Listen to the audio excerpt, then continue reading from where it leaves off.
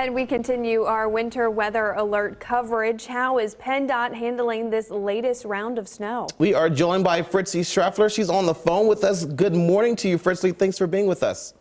Good morning. So, Fritzi, we've seen our reporters out this morning. We've also had Erica talking about the roads, and we're not seeing many problems, but of course it is slick out there. Why don't you tell us what this is like from PennDOT's point of view? Well, we have about 300 trucks out across our 8-county area. They've been out since mid-afternoon yesterday for most counties.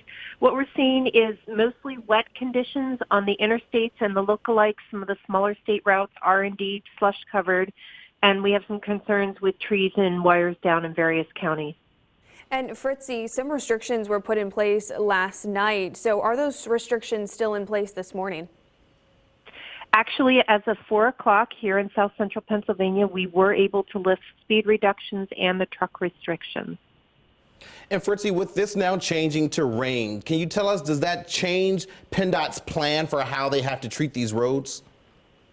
Well, it does in terms of the temperatures being above freezing, so we're not as worried about ice as we have been, although we will be still focusing on bridges and overpasses because as the winds pick up, that could cause some icy patches.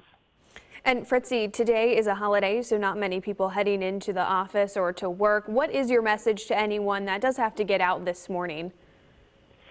Mostly, I'd make sure that, as you had mentioned earlier, to keep the snow and ice off of the top of your vehicle. You don't want that to become an issue of blinding somebody who's behind you, and still leave yourself plenty of time. I always say expect the unexpected because you don't know what's going to happen ahead of you.